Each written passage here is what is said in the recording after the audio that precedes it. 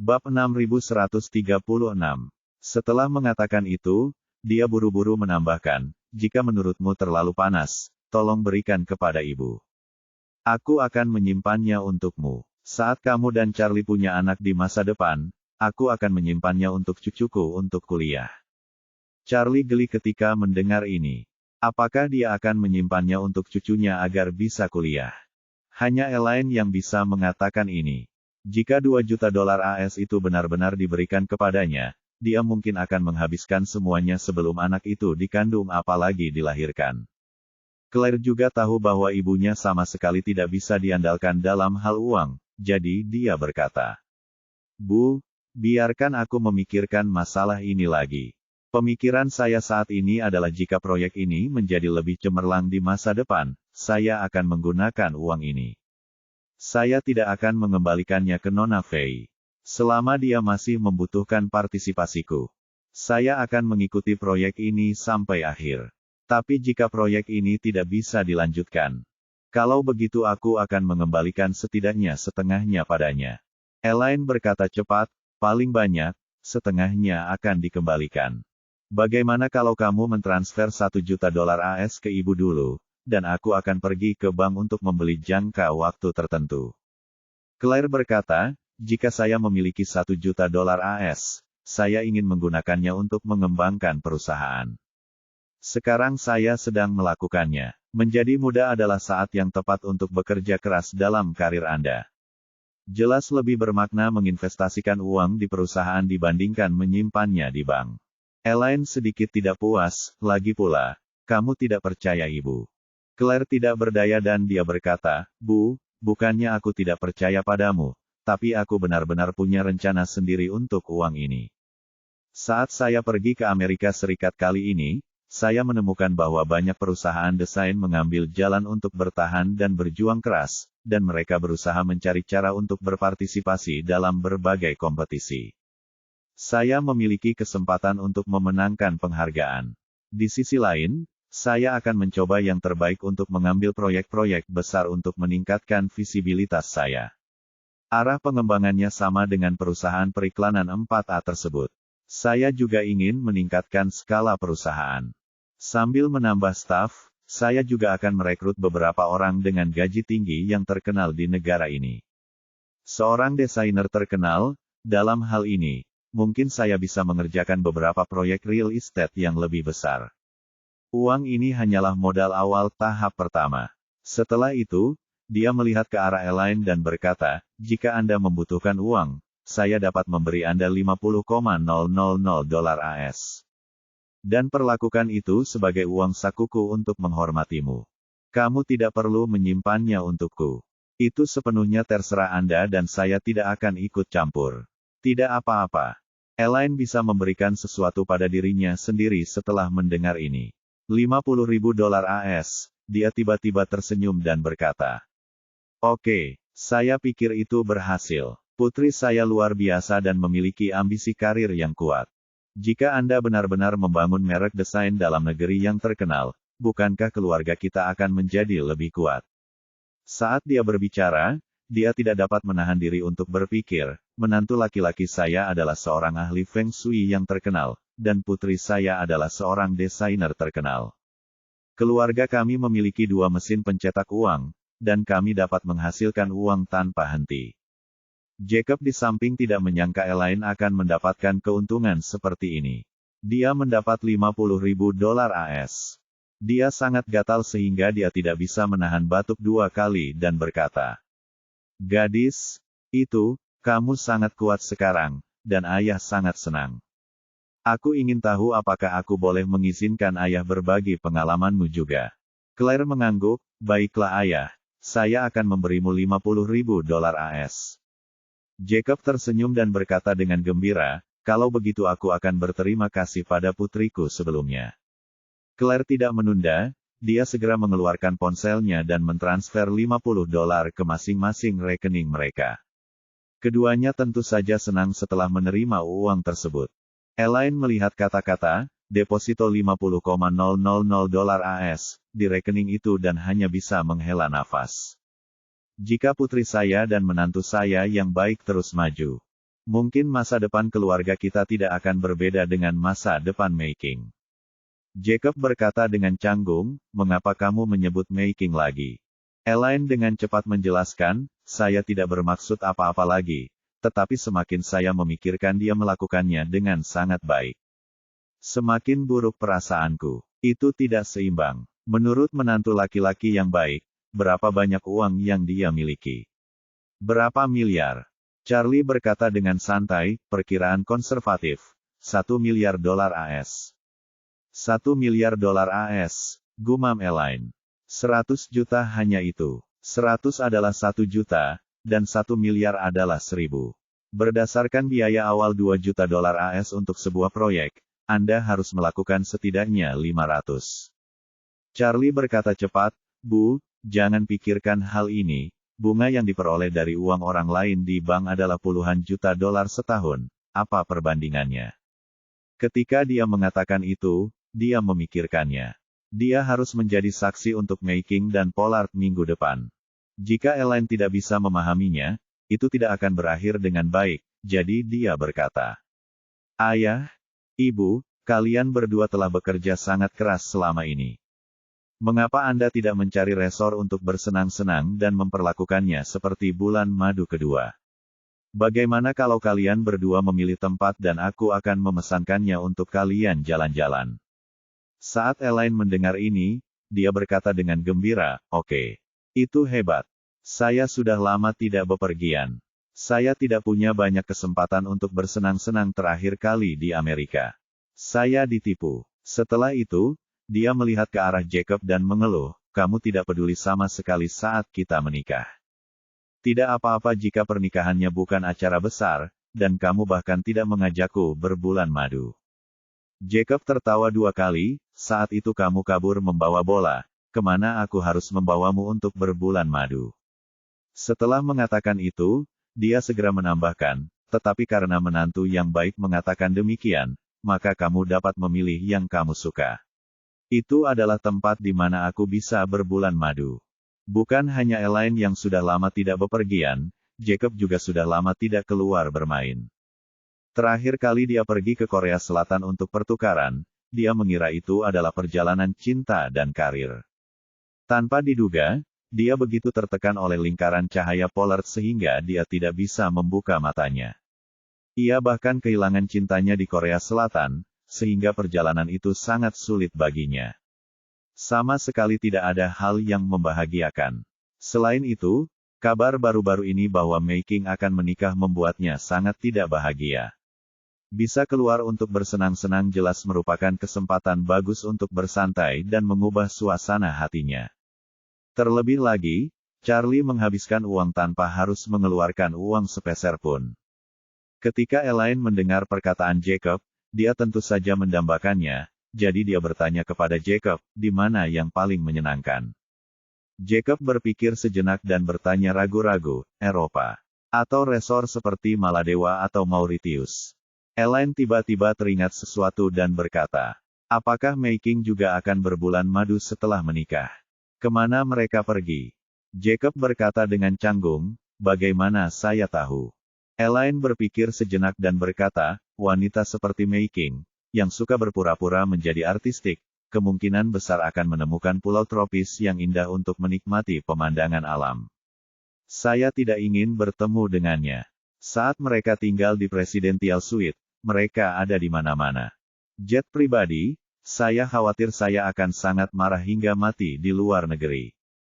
Tanpa sadar Jacob berkata, dunia ini begitu besar, bagaimana kita bisa bertemu mereka secara kebetulan? Elaine berkata dengan serius, selama orang dengan energi seperti ini bisa muncul. Minum air dingin bisa menyumbat gigi, dan kentut bisa mengeluarkan kotoran. Saat dia berkata, dia mendapat ide dan berkata dengan penuh semangat, saya sudah memikirkannya. Ayo pergi ke tempat yang vulgar. Selama itu cukup vulgar, kita pasti tidak akan bertemu Han Mei-King. Jacob bertanya padanya, di manakah tempat yang lebih vulgar? Sinma, Thailand. Elaine cemberut, pada umur berapa kamu masih pergi ke Sinma, Thailand? Tidak apa-apa menjadi vulgar, tapi Anda tidak boleh menjadi vulgar. Kamu harus kaya dan vulgar. Setelah itu, dia berkata dengan nada tegas, kalau kita mau pergi, ayo ke Dubai.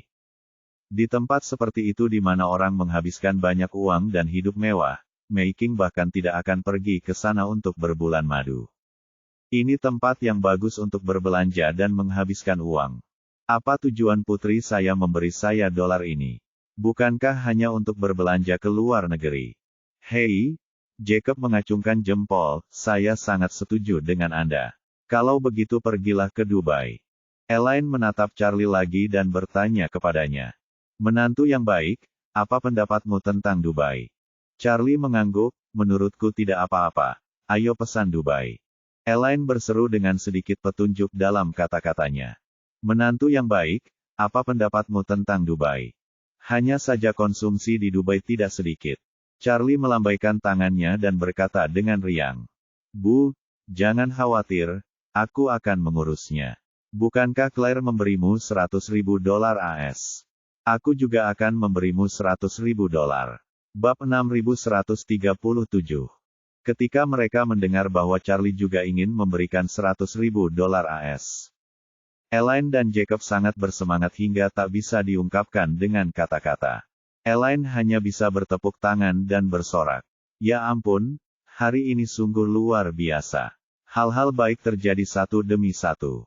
Saya sudah lama mendengar bahwa Dubai adalah surga belanja. Dan akan sangat menyenangkan berbelanja di sana. Setelah mengatakan itu, dia melihat ke arah Yakub dan bertanya kepadanya.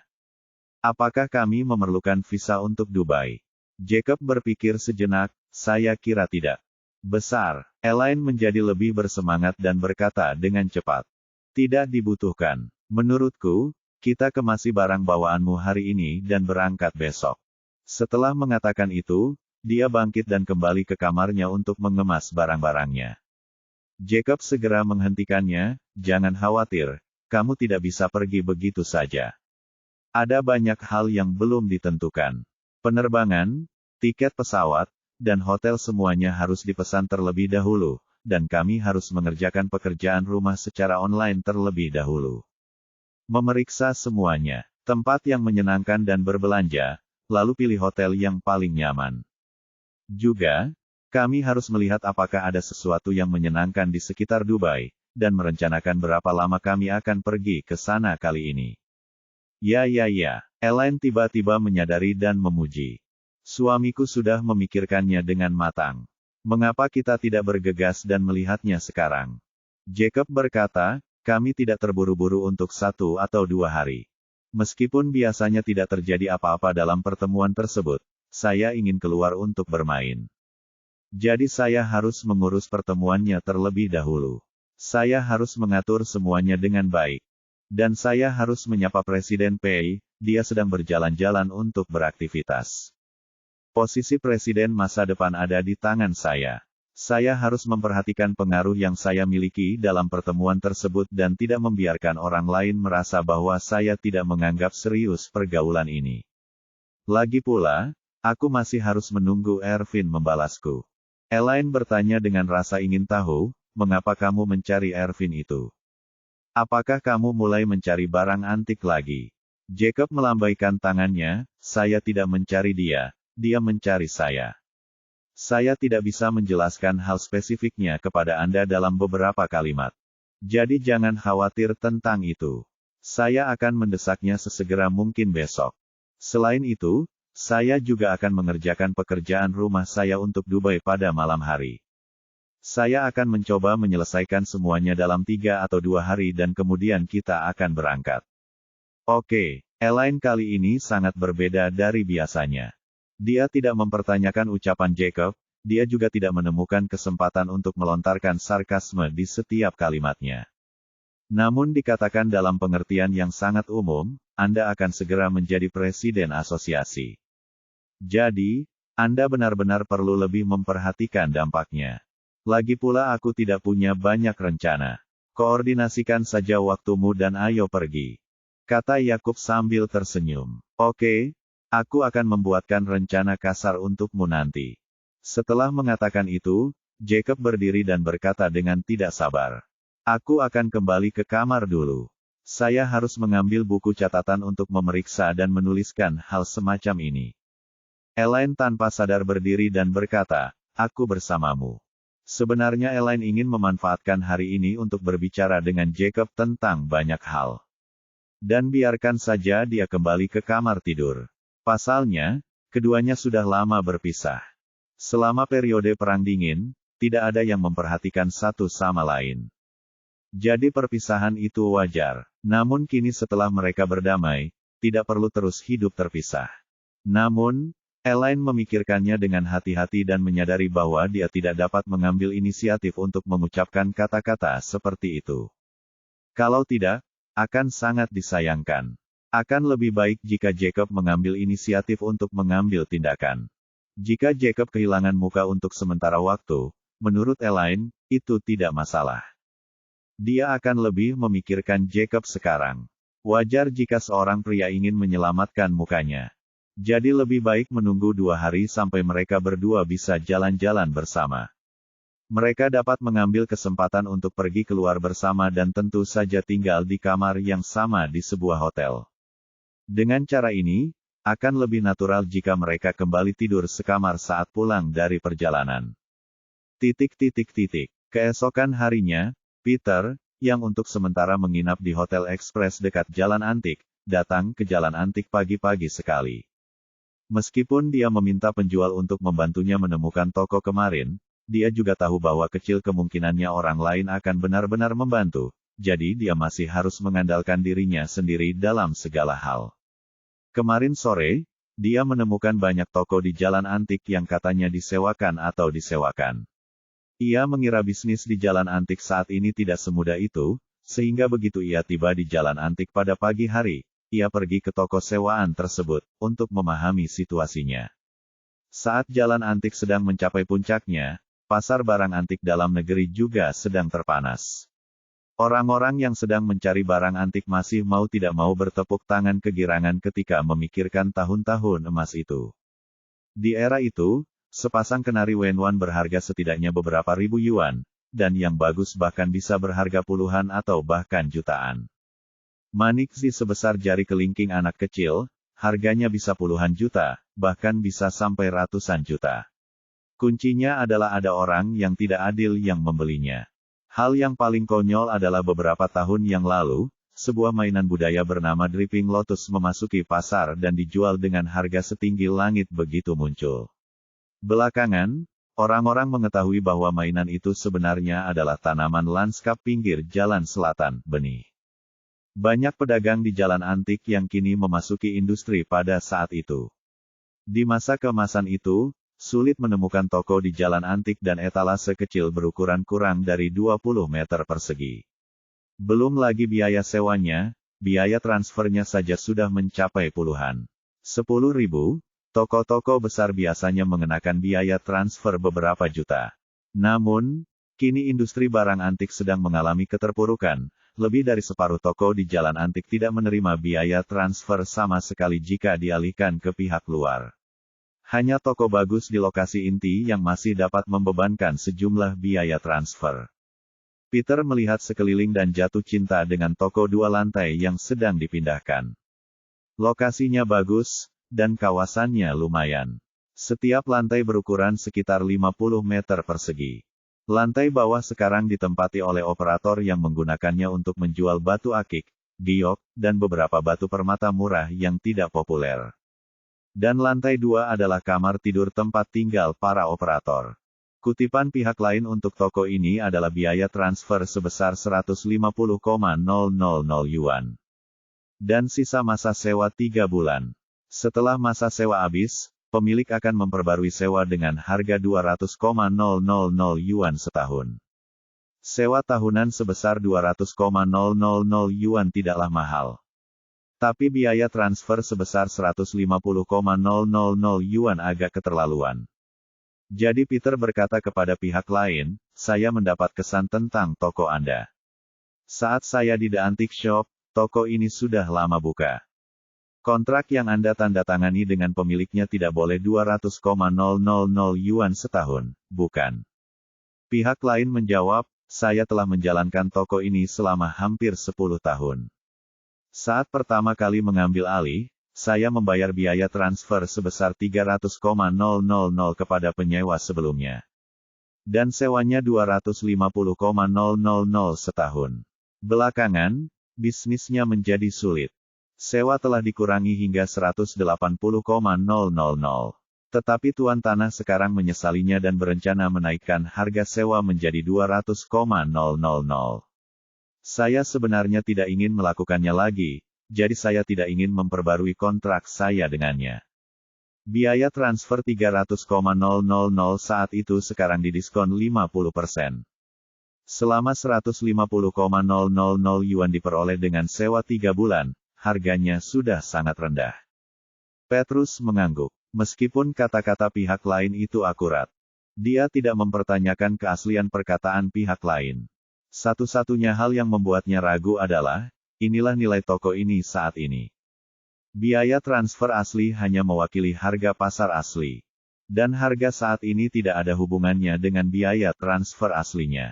Itu hanya terkait dengan nilai pasar saat ini. Logikanya sama dengan saham. Dilihat dari situasi bisnis saat ini di Jalan Antik. Tidak mungkin toko sekecil itu menerima biaya transfer sepeser pun. Alasannya juga sangat sederhana. Ketika bisnis tidak berjalan dengan baik, banyak toko yang merugi. Sebagian besar bisnis hanya dapat bertahan sambil mencoba menyewakan karena sewa dan sewa mereka belum habis masa berlakunya. Bab 6138. Di saat yang sama, dia juga bersiap. Jika tidak ada yang mengambil alih, dia harus menunggu hingga saat terakhir. Tapi begitu masa sewanya berakhir, dengan situasi operasi saat ini yang merugi, mereka pasti tidak akan bisa menandatangani sewa 1 tahun dengan pemiliknya. Jadi mereka harus berkemas dan pergi pada waktu itu. Menyerahkan toko kembali kepada pemilik dengan imbalan berada di tangan pemilik. Jika mereka meminta biaya transfer sekarang, mereka pada dasarnya memiliki mentalitas bahwa mereka bisa lolos begitu saja. Setelah masa sewa mencapai bulan terakhir, mereka secara alami akan melepaskan fantasi biaya transfer yang tidak realistis. Ketika Peter melihat tidak banyak barang di toko lain, dia tahu bosnya pasti sudah memasuki tahap dumping barang. Dia akan menjual apapun yang dia bisa, tidak peduli berapa kalipun. Tapi sangat mustahil baginya mengeluarkan lebih banyak uang untuk membeli barang. Faktanya, Peter tidak kekurangan uang. Biaya transfer lebih dari 100,000 yuan adalah setetes air baginya.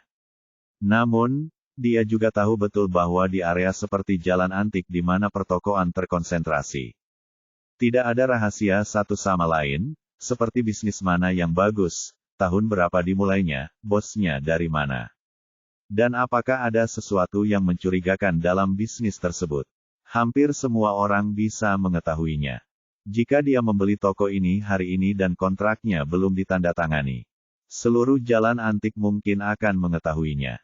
Jika dia tahu bahwa dia telah dimanfaatkan, dia pasti akan menjadi bahan pembicaraan dan bahan tertawaan di kalangan pedagang di seluruh jalan.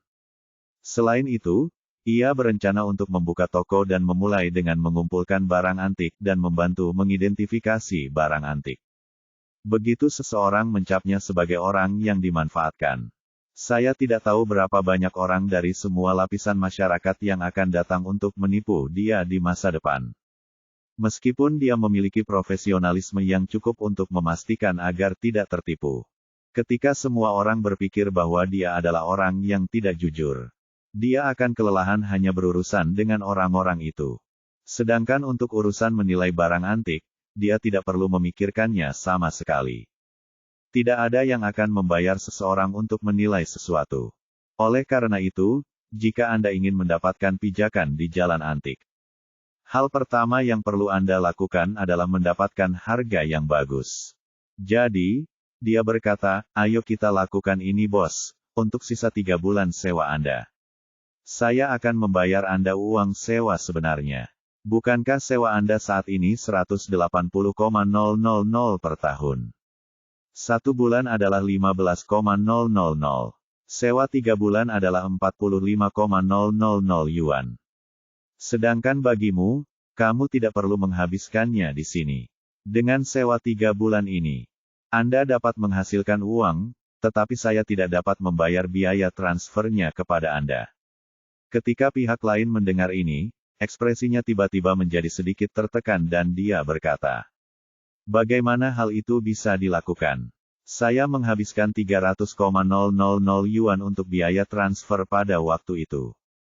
Itu adalah uang sungguhan, tidak kurang 1 sen pun. Anda harus memberi saya sejumlah uang." Peter menggelengkan kepalanya dan berkata, "Maaf, dana saya terbatas. Saya harus menimbun toko setelah saya memesannya. Saya benar-benar tidak punya cukup uang. Jika Anda membebankan biaya transfer, kalau begitu aku hanya bisa pergi dan melihat ke tempat lain." Pihak lain masih ingin merentangkan tangannya, jadi dia berkata, "Tidak ada yang bisa saya lakukan, lihat saja lagi." Peter tidak berkata apa-apa, berbalik, dan berjalan keluar. Pihak lain tidak menyangka dia akan berjalan begitu tegas. Bahkan dengan ekornya, dia tidak memberikan ruang untuknya, jadi dia merasa sedikit panik. Tokonya sudah setengah tahun dialihkan ke pihak lain. Selama periode ini, hampir tidak ada yang datang bertanya. Kadang-kadang, 1 atau 2 orang akan berbalik dan pergi begitu mereka mendengar tentang biaya transfer. Selain itu, beberapa orang tahu bahwa mereka sedang terburu-buru untuk pindah. Dan bahkan meninggalkan sisa barangnya. Sewa juga harus didiskon setengahnya. Dia telah bekerja keras selama 6 bulan dan hari ini, dia kehilangan uang sewa lagi sebesar 90,000 yuan. Namun dalam 6 bulan kerja yang melelahkan ini, laba bersihnya kurang dari 20,000 yuan. Dan karena barang-barang di tokonya semakin berkurang, hal itu membuat orang merasa bahwa toko tersebut akan menjadi kios kuning. Jadi tidak ada bisnis akhir-akhir ini. Pelanggan yang sesekali datang untuk membeli barang juga dapat melihat bahwa mereka sangat ingin membersihkan barang tersebut. Kalau soal barang, harganya tidak dipotong setengahnya, tapi langsung didiskon atau malah diturunkan. Jika konsumsi terus berlanjut, kemungkinan 3 bulan ke depan akan lebih sulit lagi. Daripada begini, lebih baik segera hilangkan dan cari rekan untuk menukar sisa barang dengan harga murah. Agar dia bisa lega secepatnya. Jadi, dia menghentikan Peter dan berkata, "Saudaraku, jangan terburu-buru pergi. Mari kita bicara lagi. Jika menurut Anda biaya transfer 150,000 yuan terlalu mahal. Kalau begitu aku akan memberimu angka lain. Apa pendapat Anda tentang 100,000 yuan? Peter berbalik dan berkata dengan serius, "Saya tidak akan membayar sepeser pun untuk biaya transfer." Pria itu menjadi cemas dan berseru, "Anda bisa memberi saya 10 atau 20 ribu yuan untuk teh. Toko saya sangat bagus. Anda pasti bisa menghasilkan uang dengan mengambilnya." Peter berpikir sejenak dan berkata, "Baiklah, jika kamu bisa mengosongkan toko untukku hari ini. Saya akan memberi Anda 5.000 yuan sebagai upah kerja keras, dan saya akan membayar Anda uang sewa untuk 3 bulan sisanya.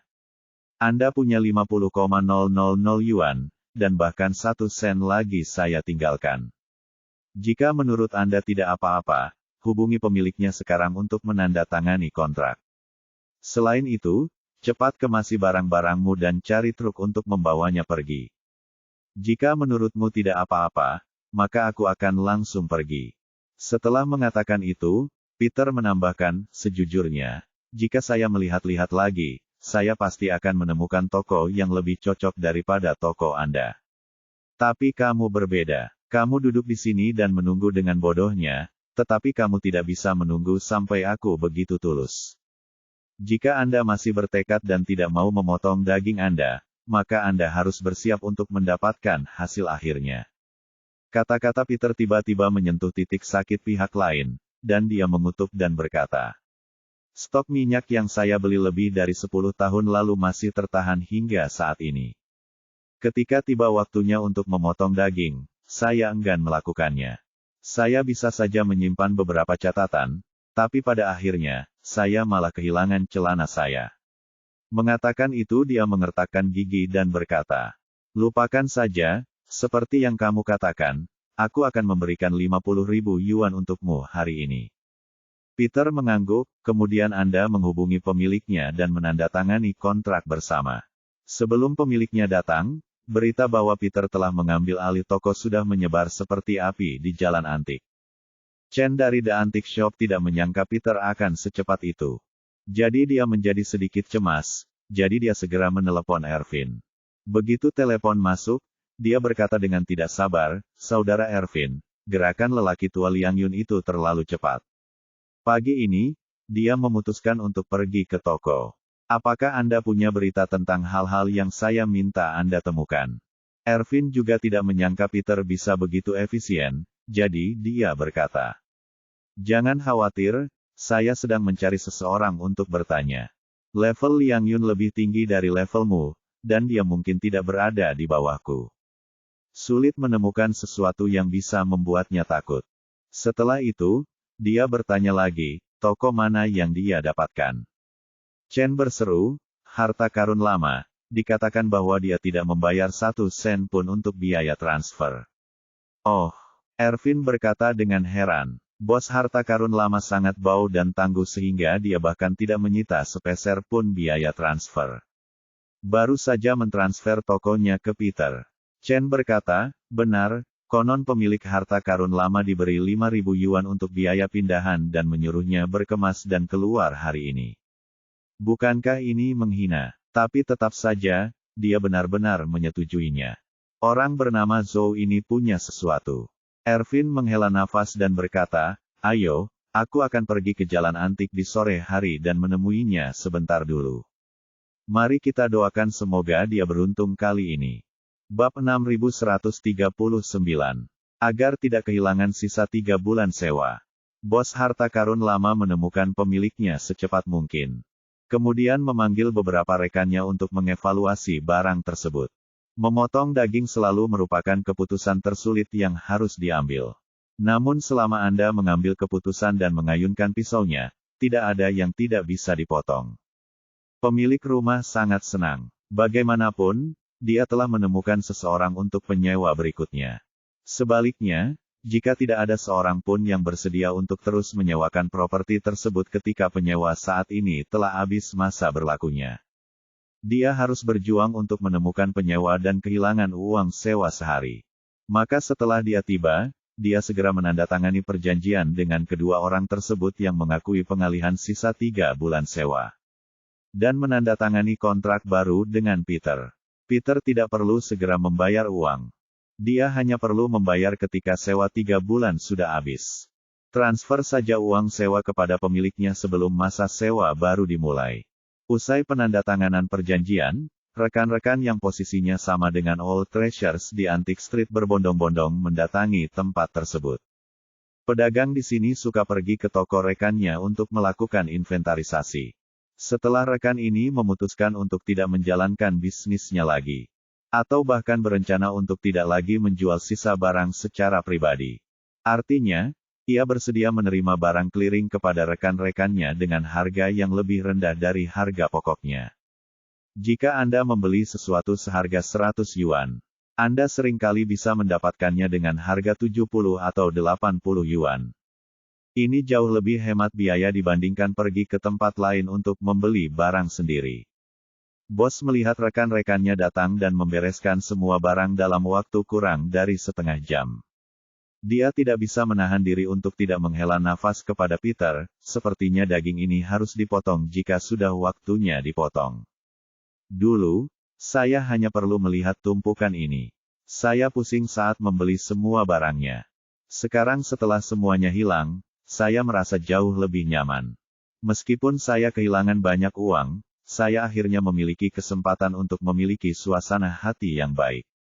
Peter mengangguk setuju dan berkata, "Orang-orang mengatakan bahwa tidak terlihat adalah tidak masuk akal. Menjengkelkan, inilah kebenarannya. Ketika hal-hal ini menjadi beban bagimu, meskipun masih memiliki nilai, mereka hanya dapat memberi Anda nilai emosional negatif sampai uang tersebut diuangkan. Setiap hari Anda kesal adalah kehilangan yang tidak terlihat." Bos itu mengangguk dan berkata, "Kamu benar. Sama seperti stok minyak yang saya beli saat itu. Dari hari kedua saya membelinya, setiap hari setelahnya adalah waktu terbaik untuk memotong daging. Sayangnya, saya seperti burung unta, saya hanya menyelam ke dalam pasir dan tidak mempedulikan apapun. Dengan bodohnya saya menunggu uang saya kembali. Lebih dari 10 tahun telah berlalu. Dengan mempertimbangkan inflasi, saya telah kehilangan setidaknya 90%.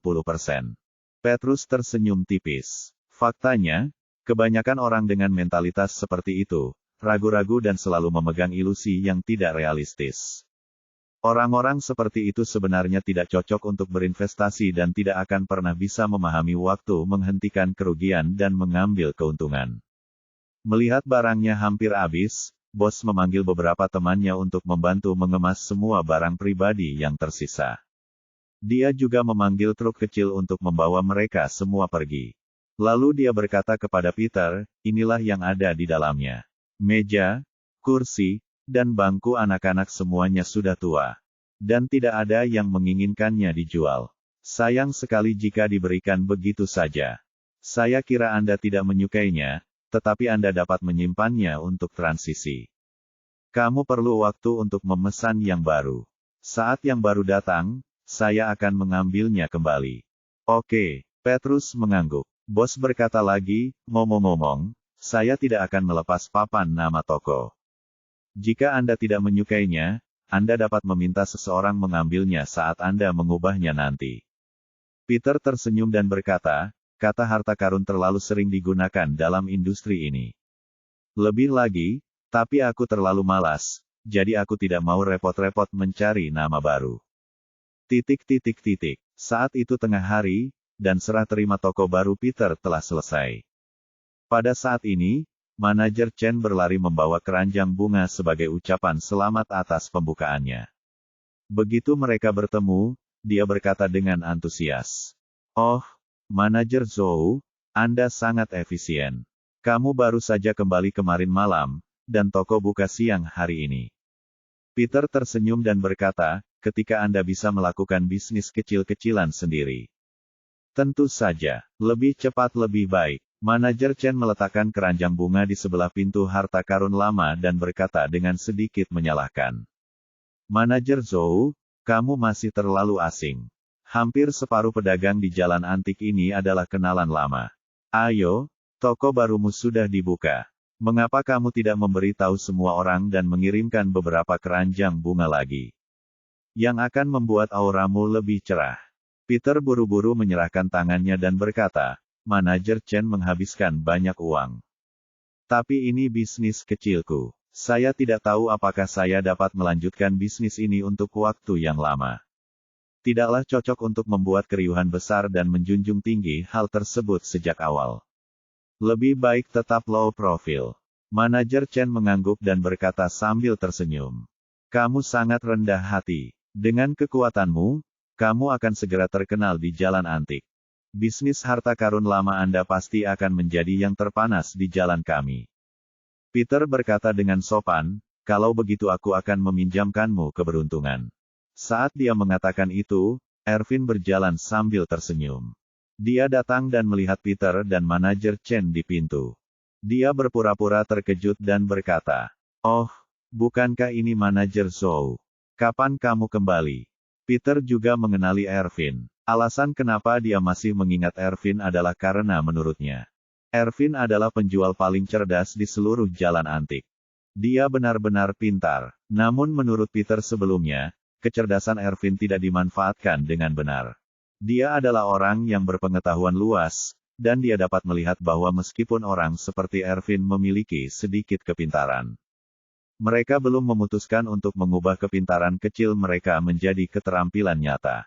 Selain itu, ia berasal dari latar belakang yang sederhana dan tidak memiliki orang-orang mulia yang mendukungnya. Masih sulit untuk maju. Tapi melihat Ervin hari ini, dia jelas merasakan aura orang ini sedikit berbeda dari sebelumnya. Dia juga menjadi sedikit lebih bulat dari fitur kurus sebelumnya. Sepertinya dia menjalani kehidupan yang baik akhir-akhir ini. Jadi, Peter bertanya kepadanya sambil tersenyum. Ervin, apakah kamu masih berbisnis di Antique Street? Ervin berkata sambil tersenyum, kadang-kadang, saya datang ke sini sesekali. Sekarang aku lebih sering melakukan sesuatu dengan kakak laki-lakiku. Antique Street tidak bisa menjagaku lagi. Saat dia mengatakan itu, dia bertanya dengan berpura-pura penasaran. Manajer Zhou, apakah Anda membuka bisnis baru? Ya, Peter mengangguk dan berkata, ini bisnis baru. Kumpulkan beberapa barang, dan juga, bantu orang mengevaluasi barang mereka. Penilaian harta karun. Bab 6140. Ervin berkata sambil tersenyum, menilai harta karun itu bagus. Penilaian harta karun menjadi sangat populer akhir-akhir ini. Jika kita memulai siaran langsung ketika waktunya tiba, tidak akan lama lagi ini akan menjadi sangat populer. Peter sendiri datang ke kota ini untuk memulai kembali. Dia tidak ingin menjadi orang terkenal, jadi dia tidak tertarik dengan siaran langsung. Jadi dia dengan santai berkata, siaran langsung tidak mudah dilakukan sekarang. Saya sudah lama melewatkan kesempatan bagus untuk masuk. Sekarang saya bisa melakukan siaran langsung tanpa mengeluarkan uang untuk berinvestasi. Hampir tidak ada yang akan menonton streaming tersebut.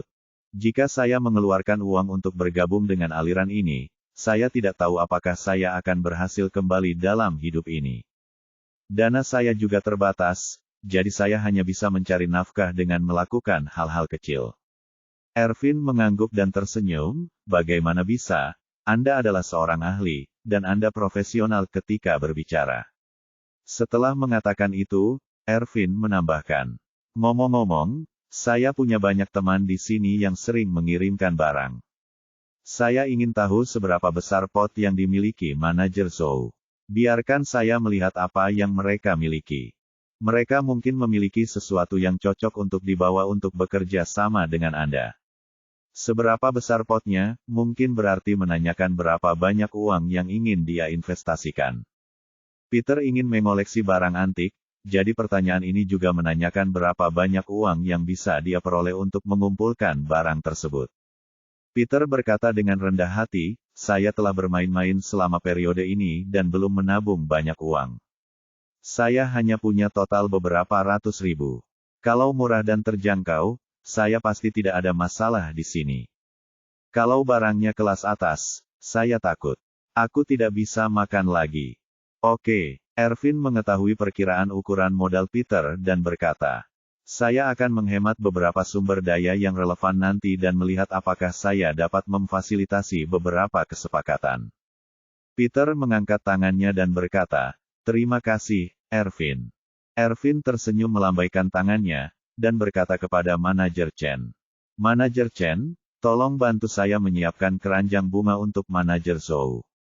Saya akan mentransfer uangnya kepada Anda nanti. Manajer Chen berkata dengan cepat, oh, saudaraku, mengapa kamu begitu sopan kepada saya? Aku akan menyiapkan keranjang bunganya, jadi jangan khawatir. Ervin mengangguk dan berkata dengan santai, kita akan duduk dan minum teh bersama jika ada kesempatan. Setelah mengatakan itu, dia melangkah maju dan pergi dengan cepat. Manajer Chen tahu bahwa setelah Ervin mengenal Peter, dia pasti akan menemukan cara untuk membantunya ketika dia kembali. Jadi dia menghela nafas lega dan berkata kepada Peter. Manajer Zhou, Anda sibuk dulu, saya akan pergi mengatur keranjang bunga saudara Ervin, saya akan segera mengirimkannya kepada Anda. Peter berpikir sambil berpikir, tersenyum tipis, mengangguk, dan berkata, terima kasih. Melihat manajer Chen pergi, Peter merasa ada yang tidak beres. Dia tidak tahu bahwa manajer Chen sengaja mencoba mengusirnya dari jalan antik itu. Dia hanya merasa bahwa sebagai manajer toko barang antik, manajer Chen jelas merupakan salah satu tokoh terkemuka di jalan antik ini. Sedangkan Ervin hanyalah orang bodoh yang seenaknya mencoba mengelabui orang. Seorang penjajah menjahit. Bagaimana manajer Chen bisa memanggilnya saudara Ervin? Mungkinkah Ervin sedang mendapat masalah akhir-akhir ini? Memikirkan hal ini, dia merasa kemunculan Ervin di sini barusan tampak disengaja. Saat ini, Ervin berjalan mengitari jalan antik dan memasuki gerbang toko barang antik. Begitu dia memasuki toko barang antik, manajer Chen segera mengundangnya ke ruang tamu VIP di belakang. Dan kemudian bertanya dengan tidak sabar, saudara Ervin, apa kabar? Apakah kamu punya rencana? Ervin berkata dengan tenang, lihat, apa yang membuatmu sangat cemas? Bagaimanapun juga, Anda juga adalah manajer umum The Antique Shop. Dia baru saja membuka toko kecil dengan luas puluhan meter persegi. Tidak ada satupun barang yang bisa dijual di toko. Apa yang Anda takutkan? Manajer Chen berkata dengan penuh emosi, Saudara Ervin, pria bermarga Zhou ini memiliki cara yang kuat dan tegas dalam melakukan sesuatu. Kamu tidak melihatnya sekarang. Dia baru saja membongkar tokonya, menulis papan nama dengan kuas, dan membuka bisnisnya. Dia memiliki 2 kuas, yang lebih baik daripada mereka yang melakukan penilaian di jalan antik. Jika saya benar-benar membiarkan dia melakukan ini selama 1 atau 2 bulan, saya khawatir reputasi saya akan hilang. Saat dia berkata, dia menambahkan, sejujurnya, Departemen Keuangan Grup Song selalu ingin mengambil alih bisnis saya. Bisnis ini tidak dihentikan karena Nona Song tetap mempertahankan toko barang antik meskipun ada banyak keberatan. Terlihat Nona Song menyukai toko barang antik. Dan dia pasti akan memperhatikan situasi bisnis ini sesekali, untuk berjaga-jaga. Beritahu dia bahwa Liang Yun telah kembali dan telah melakukan pekerjaannya dengan baik, dan mungkin dia akan memiliki ide untuk mengundangnya kembali. Ervin diam-diam tertawa di dalam hatinya, saluran informasi ini tidak memiliki informasi yang baik, tetapi akan mengalami kerugian besar. Apa yang Anda khawatirkan? Liang Yun datang untuk mengambil tempat dudukmu. Jangan khawatirkan dia, karena dia diusir karena menyinggung ayah mertua Tuan Wade.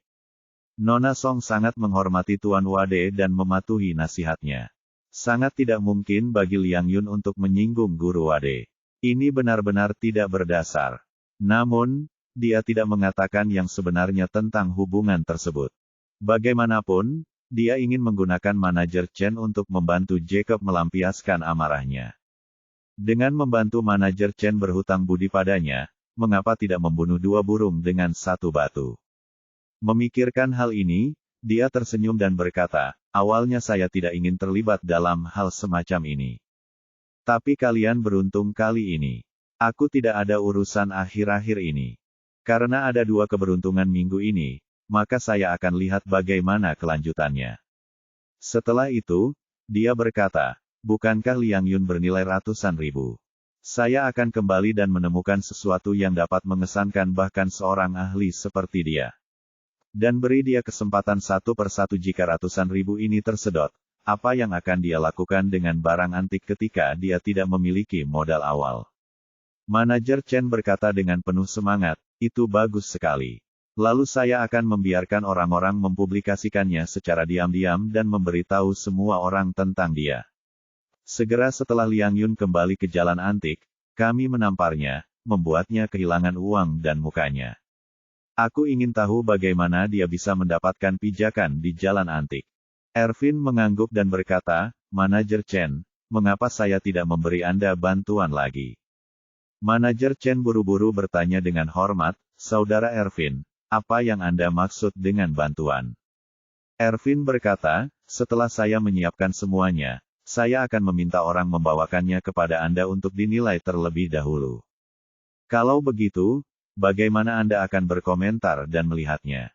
Saya akan memberitahu Anda sebelumnya apakah ada yang salah atau di mana yang palsu. Anda harus siap memantaunya. Jika waktunya tiba, Anda dapat melakukan pertunjukan di bawah monitor. Saat Liang Yun mendapat perhatian, Anda dapat merilis videonya. Anda akan melihat mata manajer Chen yang mempesona di depan Anda. Setelah mengetahui yang palsu, Liang Yun menjadi buta dan bangkrut. Perbandingan ini akan sampai ke telinga Nona Song, dan posisi Anda akan lebih stabil. Manajer Chen berpikir keras dan tidak dapat menemukan ide bagus untuk membunuh 2 burung dengan 1 batu. Dia tiba-tiba menjadi sangat bersemangat. Hal yang paling banyak dikritik dari dirinya adalah kemampuannya yang kurang profesional dan tidak layak menduduki posisi manajer umum toko barang antik. Jika hal ini benar-benar bisa terjadi, itu akan menjadi serangan balik terbaik melawan keraguan semacam ini. Jadi, dia dengan bersemangat memegang tangan Ervin dan berkata dengan penuh rasa terima kasih. Saudara Ervin, kamu benar-benar orang tuaku yang terlahir kembali. Saya tidak tahu bagaimana harus berterima kasih. Ervin tersenyum, lalu berkata dengan serius, Manajer Chen. Jika hal ini terjadi, ingatlah bahwa kamu berhutang budi padaku. Manajer Chen berkata tanpa ragu, Saudara Ervin, jangan khawatir. Jika hal ini terjadi, mulai sekarang, aku akan naik ke Gunung Pedang dan Lautan Api untukmu. Katakan saja, aku akan melakukannya tanpa berkedip. Ervin mengangguk puas lalu berkata, Oke, kamu sibuk dulu, aku akan kembali dan bersiap-siap. Manajer Chen berkata dengan tergesa-gesa, Saudara Ervin, mengapa Anda tidak minum teh? Mari kita minum. Aku sudah menyiapkan semua teh yang enak. Ervin melambaikan tangannya, bisnis adalah yang utama. Mari kita bicara tentang teh setelah masalah ini selesai. Kemudian, dia keluar dari toko barang antik. Begitu dia meninggalkan toko barang antik, dia mengeluarkan ponselnya dan menelepon Jacob. Segera setelah panggilan telepon tersambung, dia dengan gembira berkata, Presiden Wilson. Saya mendapat kabar terbaru tentang apa yang kita bicarakan kemarin. Saya akan melaporkannya kepada Anda secara langsung jika Anda mau.